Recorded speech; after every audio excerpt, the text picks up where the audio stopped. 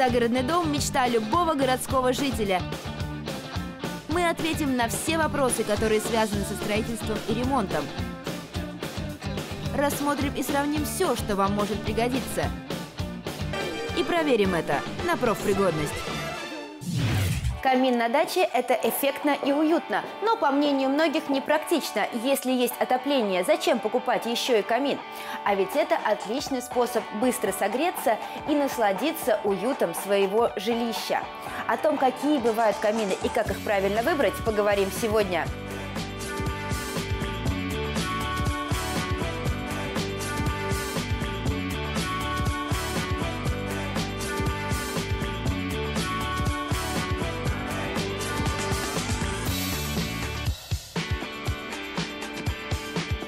Для того, чтобы установить камин или печь, и чтобы она радовала вас многие годы, и вы не имели никакой головной боли как по его эксплуатации, так и по безопасности, конечно, лучше начинать думать о нем на этапе строительства дома. Это факт.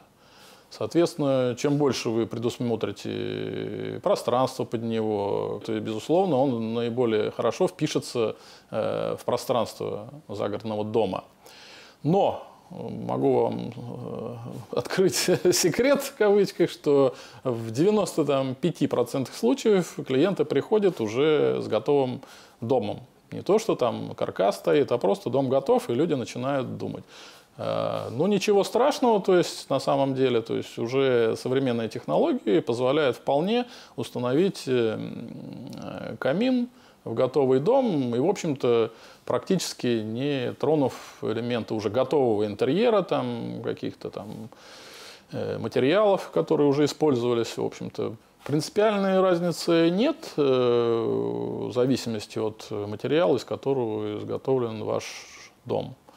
Другое дело, что разные материалы имеют разную, допустим, тепловую эффективность. И, безусловно, при установке камина и при расчете его мощности мы должны понимать, насколько дом построен эффективно с точки зрения сбережения тепловой энергии внутренней. То есть это само собой. Если это легкий каркасный дом, то нужно делать чуть не двухкратный, понятно, запас по мощности. То есть, ну, понятно, что сейчас также технологии достаточно уже все понимают, что все надо экономить, и, в общем-то, на этапе строительства используют достаточно серьезные, в том числе и теплоизоляционные материалы, и поэтому, как правило, люди, естественно, приходят с достаточно хорошими домами, в общем-то, и так далее. Поэтому принципиальной разницы нет, там уже вопрос квадратуры. Общепринятая схема расчета – это при средней высоте потолков там, ну, 2,5 метра, то есть на 10 квадратных метров берется 1 киловатт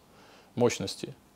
То есть, если у нас топка или камин имеет 6-киловаттную мощность, то ей можно отопить 60 квадратных метров. Это некий грубый расчет, но все-таки я бы рекомендовал тоже проконсультироваться с специалистами и, безусловно, делать все-таки запас.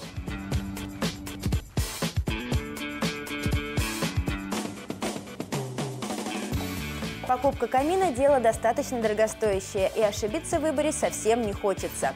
Перед тем, как приступать к выбору конкретной модели, а их сейчас на рынке существует много от самых разных производителей, нужно сначала ответить на два вопроса: где камин будет располагаться и какие функции вы от него ждете.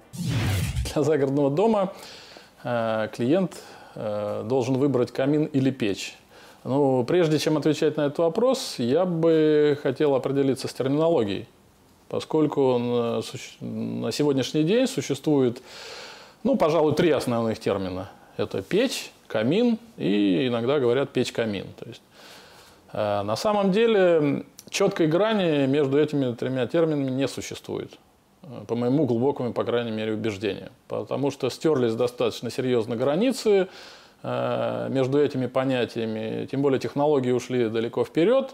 И на самом деле одно и то же устройство можно назвать любым из этих 3 терминов. Считалось, что камин – это для созерцания, а печь – это для отопления.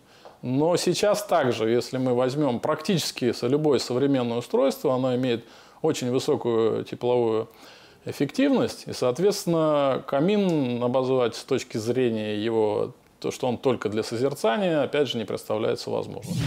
Если мы заговорили о печах, то расскажите, пожалуйста, зависит ли выбор печи от того, проживаем мы в доме круглогодично или приезжаем наездами? Приведу такой пример, то есть, ну, как мы знаем, каких-нибудь там 100-200 лет назад еще не было, безусловно, никакого газового, и тем более электрического отопления. То есть, соответственно, люди, в общем-то, у нас в селениях отапливались исключительно дровяными отопительными устройствами. Ну, так называемая русская печь. Ну, наверное, безусловно, можно ответить, что она имела меньший коэффициент полезного действия, чем современные отопительные приборы. Но суть не в этом, а в том, что русская печь имела центральное расположение в избе и, соответственно, занимала достаточно много пространства. И, в общем-то, весила достаточно, имела большой вес. На ночь натапливали эту русскую печь. И, соответственно, действительно, всю ночь она держала да, тепло. И всю ночь, в общем-то, держала тепло, особенно, наверное, для того, кто на эту печку, в общем-то, залазил и спал. То есть, соответственно, хватало практически до утра, но утром надо было уже затапливать. Из чего мы делаем вывод, что русская печь у нас носила теплонакопительный характер. То есть она могла себя аккумулировать тепло при затопке, и, соответственно, потом в течение продолжительного отрезка времени это тепло отдавать. И возвращаясь к нашему вопросу, разумеется, в избах люди жили постоянно, и, соответственно, они могли с достаточно длительными интервалами подкладывать дрова. То есть такой тип печи подходит для круглогодичного проживания? Так точно, то есть теплоаккумулирующий. То есть если клиент не обратит на это внимание при покупке и, в общем-то, приобретет теплоаккумулирующую печь, но будет, соответственно, время от времени только лишь использовать, это может привести к, в общем-то, к неприятным вещам. То есть я могу рассказать примеры из жизни. Также клиент приобрел теплоаккумулирующую печь, очень хорошую, очень дорогую. Никаких претензий, в общем, к производителю предъявить нельзя было. И однажды они с другом приехали зимой к себе домой. Разумеется, температуру загородного дома не было центрального отопления, а исключительно печью отапливался. И, соответственно, была цель прогреть помещение. Это закончилось тем, что около 3 часов, в общем-то, температура в помещении практически не поднималась. Почему? Потому что все это время теплоаккумулирующий камин грел себя. И только лишь спустя там несколько часов, в общем-то, тепло пошло в пространство. То есть люди ходили вокруг печи и ждали, когда же получат, в общем-то, тепло, но получали его в мизерных долях и начали его получать только спустя длительный промежуток времени. Поэтому это, безусловно, ошибка. И еще раз, значит, подчеркнем, что теплоаккумулирующие печи – это все-таки печи для постоянного проживания.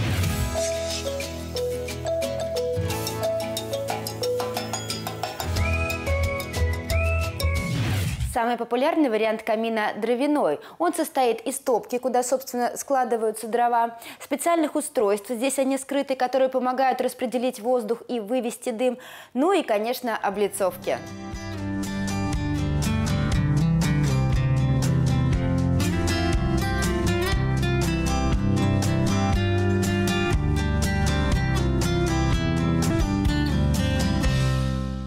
Безусловно, дровяной камин требует к себе очень пристальное внимание в плане безопасности, поскольку, ну, понятно, что мы помещаем костер фактически в центр дома. То есть это надо понимать, это серьезные вещи, и, соответственно, вопрос безопасности, он на самом деле первый при установке и монтаже камина или печи, неважно. Поскольку любой печь или камин дровяной требует дымохода.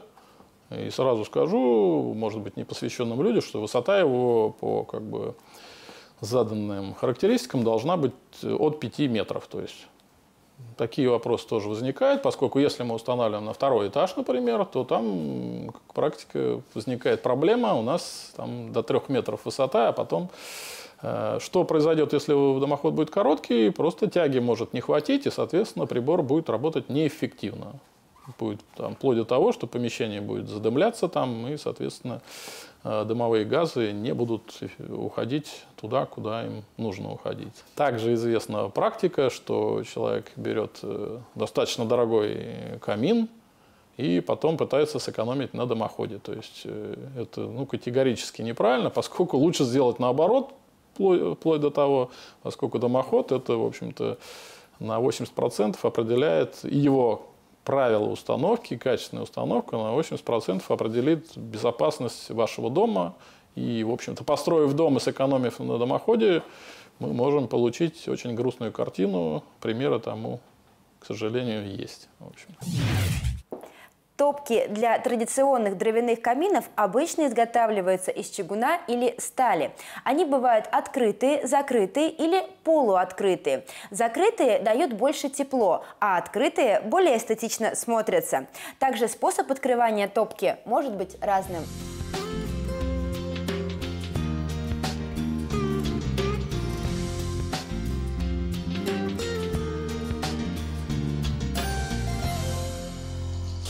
И до сих пор существует такое понятие, как открытый очаг и закрытый очаг. Что это значит? Это значит, что открытый очаг не имеет дверцы как таковой, и, в общем-то, он горит как некое барбекю, то есть открыто как костер. То есть понятно, что у него есть зона горения, боковые стенки часто и так далее, но закрыть огонь нам нечем, то есть, соответственно.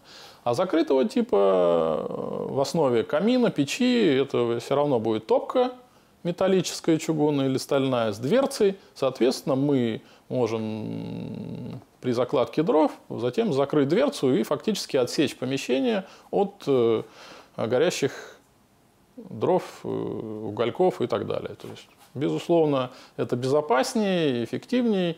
Единственный минус, что прямого контакта с огнем мы вроде как бы не получаем. Можно привести такие цифры, где-то, если открытый очаг, это у нас там считается где-то 20-25% КПД, то современные отопительные приборы закрытого типа у нас уже там заявляют до 80-85% тепловой эффективности. Существует два основных способа открытия дверцы каминов или топок закрытого типа. Это как боковое стандартное распашное, так называемое, открывание. И верхнее открывание, его еще называют гильотинным открыванием. И основное преимущество топки или камина с гильотинным подъемом – это как раз возможность созерцания огня, в общем-то, с открытой дверцей. Система двойного дожига – это практически во всех современных отопительных приборах, использующих в качестве топлива дрова, используется уже эта система, по крайней мере, у серьезных производителей. Это означает то, что у нас стандартная подача воздуха в топку или печь идет с зольника. Зольника, а есть еще подовое горение беззольное, но в любом случае воздух подается в нижнюю часть топки. Но для того, чтобы более эффективно использовать энергию дров, производители стали использовать еще дополнительную подачу воздуха в топку, и она подается в верхнюю часть. Особое внимание нужно обратить на качество дров. Влажность их не должна превышать 20%. Поленья нужно выбирать среднего размера и закладывать постепенно, потому что если вы положите сразу много дров, то, разгораясь, они могут дать большой выброс огня, а соответственно и дыма. После протапливания нужно убедиться, что все дрова прогорели, и только после этого перекрывать дымоход. Кстати, категорически запрещено тушить дрова водой. Вопрос безопасности использования нашего устройства начинается, в общем-то, в момент покупки, с одной стороны, поскольку мы должны, я глубоко убежден, выбрать проверенного производителя, и цена тут не всегда на первом месте должна стоять, потому что самое дешевое, мы с вами прекрасно знаем, не может быть самым хорошим, поэтому тут надо выбрать проверенного производителя, как минимум. А второй аспект этого вопроса – это, безусловно, монтаж. То есть весь монтаж, вся безопасность состоит как из самого устройства, в общем-то, так и из качественного монтажа камина или печи. При монтаже какие основные моменты тем не менее, мы можем проговорить, чтобы люди понимали, что же таит в себе опасность. Есть некоторые очевидные моменты. Первое, наш камин или печь, то есть он нагревается, в общем-то, не только его стекло, он весь прогреется, и, соответственно, достаточно высокая температура будет в том числе и позади устройства. Соответственно, или мы должны нашу печь отодвинуть от стены, тем более, которая выполнена из горючего материала, а так или иначе у нас стена там покрыта обоями или чем-то, или мы отодвигаем ее там на минимум там 50-60 сантиметров. Как практика показывает, никто этого не любит делать, потому что это дополнительное пространство, это некрасиво и так далее. Соответственно, если мы не отодвигаем, мы должны нашу стенку, то есть никаких обоев там уже не будет, ставится так называемая стена прислонения. То есть это специально негорючий материал используется, и, соответственно, практически там, в ширину нашего устройства с запасом, безусловно, и во всю длину до потолка вот этот негорючий материал используется, устанавливается на стенку и потом декорируется по желанию заказчика каким-то уже материал. Второй момент, по нормам пожарной безопасности, пространство перед камином должно быть также защищено. То есть, если у нас пол горючий, то есть, а как практика в гостиной, там у нас что угодно может быть, до ковролина и так далее, то есть, соответственно, должно быть так называемый притопочный лист. То есть, сейчас уже несколько решений существует, делают и кафельные фартуки, это один из вариантов, даже приподнимают над общим полом, то есть печку нашу, что тоже иногда выглядит достаточно эстетично. Ну, один из самых простых способов и очень элегантных и красивых, это так называемое подкладное стекло.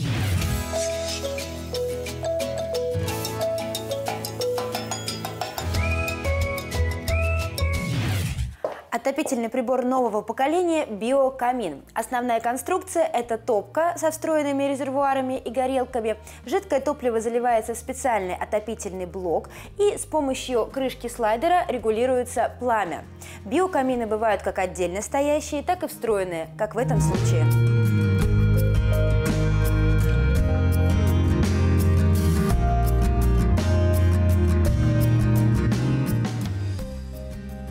При использовании биокамина не остается ни копоти, ни дыма. А главное его отличие от дровяного в том, что у него нет вытяжки, потому что нет продуктов горения. Заправляется он жидким топливом. Биокамины относительно новое устройство на рынке России в том числе.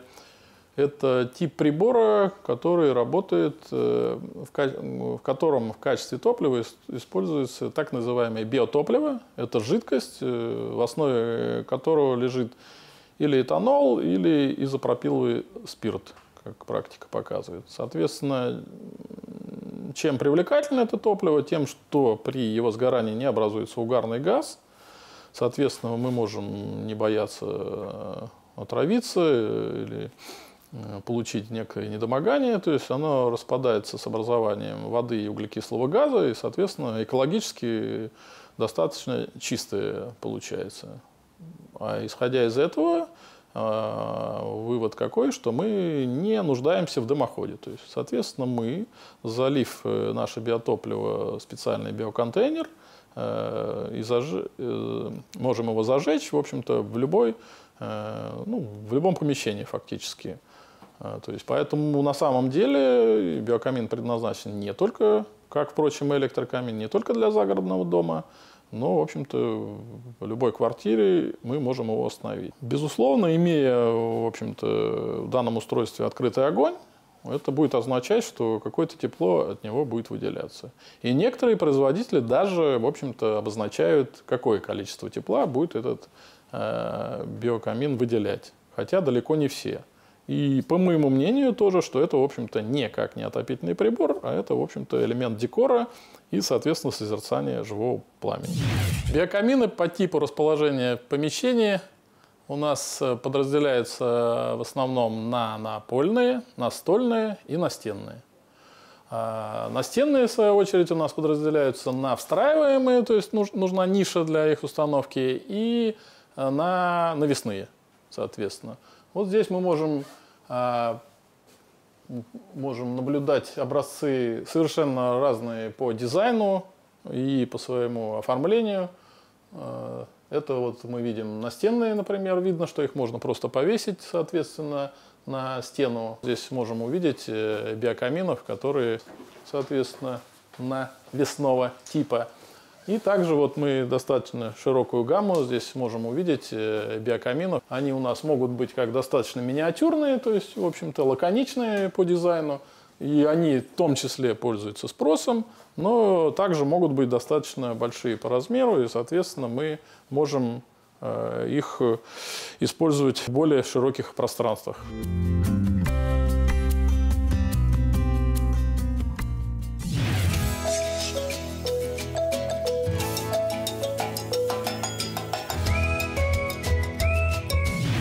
Итак, биокамин у нас работает на жидком биотопливе. Соответственно, прежде чем мы зажгем биокамин, мы должны его залить в специальный биоконтейнер, который есть у нас у любого биокамина. То есть он металлический и, соответственно, предназначен именно для того, чтобы горел у нас огонь. Соответственно, мы берем биотопливо и заливаем биоконтейнер биокамина.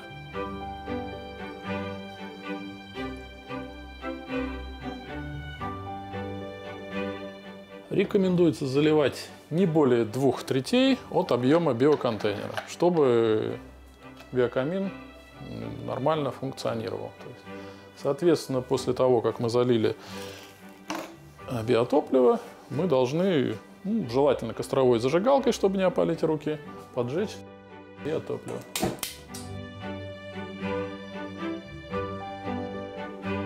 И специальная заслонка, которая практически у любого биоконтейнера есть, в общем-то, закрыть подачу фактически воздуха в наш биоконтейнер.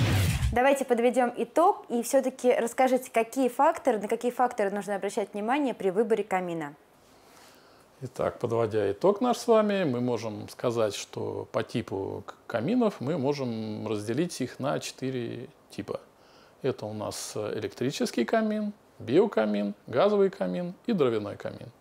Соответственно, при выборе того или другого типа наш потребитель должен понять, что же ему наиболее близко, и, соответственно, сделать правильный выбор, как мы все любим это делать.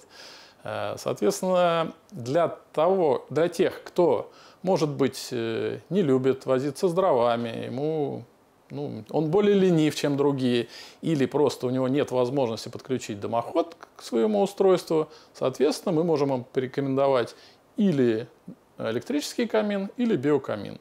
Причем эффект он может получить через какой-нибудь полчаса-час, просто перевезя устройство электрический или биокамин из магазина в свою квартиру. И, соответственно, зажечь его за какие-нибудь минуты времени. Для тех же, кто все-таки по-настоящему ценит уют и, в общем-то, он хочет действительно создать атмосферу уюта в своем помещении, в своем загородном доме, наверное, все-таки это выбор или газовый камин, или дровяной камин. Но, скажем, в 90% случаев для своего загородного дома люди выбирают дровяной камин, и на сегодняшний день на российском рынке, безусловно, он вне конкуренции. А какой вид каминов будет дольше служить? Я как сторонник дровяного камина, то есть я считаю, что это вне конкуренции в любом случае, я, конечно, проголосую за дровяной камин, и при правильной эксплуатации он может прослужить вам всю жизнь. Если сравнить все виды каминов, то какой будет из них лучший по теплоотдаче? Безусловно, дровяной, потому что энергия сгорания дров у нас наиболее, даже по сравнению с газовым камином, это наиболее эффективно. То есть энергия, заключенная в дровах, и скорость вывода ее в окружающее пространство, безусловно, наиболее высока у дровяных каминов. Ну, конечно, всех интересует цена. Очень трудно назвать среднюю цифру, практически невозможно, тем более в гамме электрокаминов, биокаминов, газовых и дровяных каминов. То есть все устройства имеют достаточно разную. Если мы возьмем настольный биокамин, он может стоить 5000 рублей. Если мы возьмем газовый камин, он может стоить и 200, и 300 тысяч рублей. Также дровяные камины очень разнообразные, то есть есть печка стоимостью там 10, 20, 30 тысяч, а есть очень высокоэффективные и, самое главное, красивые отопительные приборы, которые могут стоить достаточно много, там, вплоть до миллиона. То есть, поэтому очень многообразие. И еще раз подчеркну, клиент, наверное, должен выбрать и по душе, и по своему кошельку. Спасибо. Всего доброго.